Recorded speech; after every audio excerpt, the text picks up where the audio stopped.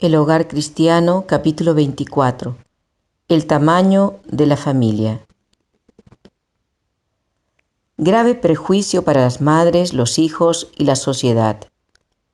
Hay padres que, sin considerar si pueden o no atender con justicia a una familia grande, llenan sus casas de pequeñuelos desvalidos que dependen por completo del cuidado y la instrucción de sus padres. Este es un perjuicio grave, no solo para la madre, sino para sus hijos y para la sociedad. Los padres deben tener siempre presente el bien futuro de sus hijos. No deben verse obligados a dedicar cada hora al trabajo pesado a fin de proveer lo necesario para la vida. Antes de aumentar su familia, deben considerar si el traer hijos al mundo habría de glorificar a Dios o deshonrarle. Deben procurar glorificar a Dios por su unión desde el principio y durante cada año de su vida matrimonial. La salud de la madre es importante. En vista de la responsabilidad que incumbe a los padres, ellos deben considerar cuidadosamente si el traer hijos a la familia es lo que más conviene. ¿Tiene la madre suficiente fuerza para cuidar de sus hijos? ¿Y puede el padre ofrecer las ventajas que amoldarán y educarán correctamente al niño? ¿Cuán poco se tiene en cuenta el destino del niño? Solo se piensa en satisfacer la pasión y se imponen a la esposa y madre cargas que minan su vitalidad y paralizan su fuerza espiritual. Con la salud quebrantada y el ánimo abatido, se ve rodeada de un pequeño rebaño al cual no puede atender como debiera. Careciendo de la instrucción que debieran recibir, los niños crecen para deshonrar a Dios y comunicar a otros lo malo de su propia naturaleza, y así se forma un ejército al cual Satanás maneja como quiere. Otros factores que deben considerarse. Dios quiere que los padres actúen como seres racionales y vivan de tal manera que cada hijo reciba la debida educación y que la madre tenga fuerza y tiempo para emplear sus facultades mentales en la disciplina de sus pequeñuelos, a fin de que sean dignos de alternar con los ángeles. Ella debe tener valor para desempeñar noblemente su parte y hacer su obra en el temor y amor de Dios, a fin de que sus hijos resulten en bendición para la familia y la sociedad. El esposo y padre debe considerar todas estas cosas, no sea que su esposa se vea recargada y así abrumada de abatimiento. Debe procurar que la madre de sus hijos no se vea en situación tal que no pueda atender con justicia a sus numerosos pequeñuelos y darles la debida preparación. Los padres no deben aumentar sus familias más ligero de lo que pueden cuidar y educar debidamente a sus hijos. El que haya año tras año un niño en los brazos de la madre significa una gran injusticia para ella. Reduce y a menudo destruye para ella el placer social y aumenta la miseria doméstica. Priva a sus hijos del cuidado, de la educación y de la felicidad que los padres tienen el deber de otorgarles. Consejos a los padres de una familia grande. La cuestión que debéis decidir es esta: ¿estoy criando una familia de hijos para fortalecer la influencia de las potestades de las tinieblas y para aumentar sus filas, o estoy criando hijos para Cristo? Si no gobernáis a vuestros hijos, ni modeláis su carácter para satisfacer las exigencias de Dios, entonces, cuantos menos sean los hijos que sufran por vuestra educación deficiente, mejor será para vosotros, los padres, y para la sociedad. A menos que los niños puedan ser educados y disciplinados desde su infancia por una madre sabia, juiciosa, concienzuda e inteligente, que modelando el carácter de ellos según la norma de justicia, gobierne a su familia en el temor del Señor, es un pecado aumentar la familia.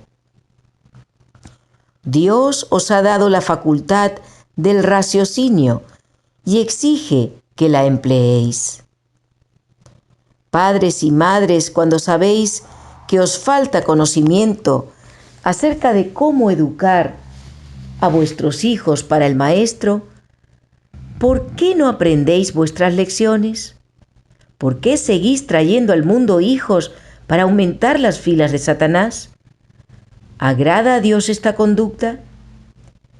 Cuando veis que una familia numerosa tiene que recargar severamente vuestros recursos y que al llenarse de hijos, las manos de la madre no le queda tiempo entre los nacimientos para hacer la obra de toda madre o que toda madre necesita hacer, ¿por qué no consideráis el resultado inevitable?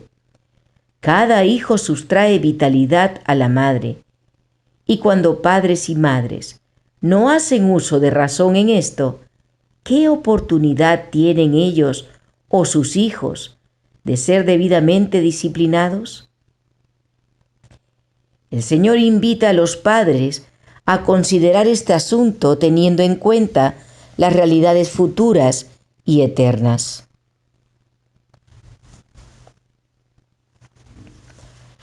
Consideraciones económicas. Los padres deben considerar con calma cómo han de proveer para sus hijos. No tienen derecho de traer al mundo hijos para que sean una carga para otros. Tienen una ocupación con la cual pueden contar para sostener a una familia sin que necesiten ser una carga para otros. Si no la tienen, cometen un crimen al traer a este mundo hijos para que sufran por falta de cuidados, alimentos y ropas convenientes. Los que carecen seriamente de tino comercial y que son los menos preparados para progresar en el mundo, llenan generalmente sus casas de hijos, mientras que por lo común, los hombres capacitados para adquirir propiedades no tienen más hijos de los que pueden atender debidamente. Los que no están preparados para atender a sí mismos, los que no están preparados para atenderse a sí mismos, no debieran tener hijos. Crean a veces perplejidades para la Iglesia. Muchos que apenas pueden vivir cuando están solteros deciden casarse y criar una familia cuando saben que no tienen con qué sostenerla. Y lo peor es que no tienen ningún gobierno de su familia. Toda su conducta en la familia se caracteriza por hábitos de negligencia. No ejercen ningún dominio propio y son apasionados, impacientes e inquietos. Cuando los tales aceptan el mensaje, les parece que tienen derecho a la ayuda de sus hermanos más pudientes, y si no se satisfacen sus expectativas, se quejan de la Iglesia y la acusan de no vivir conforme a su fe. ¿Quiénes deben sufrir en este caso? ¿Se debe desangrar la causa de Dios y agotar su tesorería para cuidar de estas familias pobres y numerosas? No, los padres deben ser los que sufran. Por lo general, no sufrirán mayor escasez después de aceptar el sábado que antes. Se restringe el servicio misionero. Al enviar misioneros a países lejanos, deben elegirse hombres que sepan economizar, que no tengan familias grandes y que, comprendiendo la brevedad del tiempo y la gran obra que debe realizarse, no llenarán de hijos sus casas y sus manos, sino que se mantendrán tan libres como les sea posible de cuánto desviaría su ánimo de la gran obra que les toca hacer. La esposa si es consagrada y tiene libertad para hacerlo, puede, trabajando al lado de su esposo, realizar tanto como él. Dios ha bendecido a la mujer con talentos que debe usar para glorificarle, conduciendo a él a muchos hijos e hijas. Pero son muchas las que, pudiendo trabajar con eficiencia, se ven sujetas al hogar para atender a sus pequeñuelos. Queremos misioneros que lo sean en el sentido más pleno de la palabra, que dejarán de lado las consideraciones egoístas y pondrán en primer lugar la causa de Dios. Personas que, trabajando sinceramente para glorificarle, estarán siempre listas para ir a donde Él las llame y para trabajar en cualquier cargo para difundir el conocimiento de la verdad. Se necesitan en el campo misionero hombres cuyas esposas, amando y temiendo a Dios, pueden ayudarles en la obra. Muchos padres de familia salen a trabajar, pero no se entregan por completo a la obra. Son de ánimo dividido. La esposa y los hijos los apartan de su trabajo y con frecuencia les impiden ir a los campos donde podrían entrar si no considerasen que deben estar cerca de casa.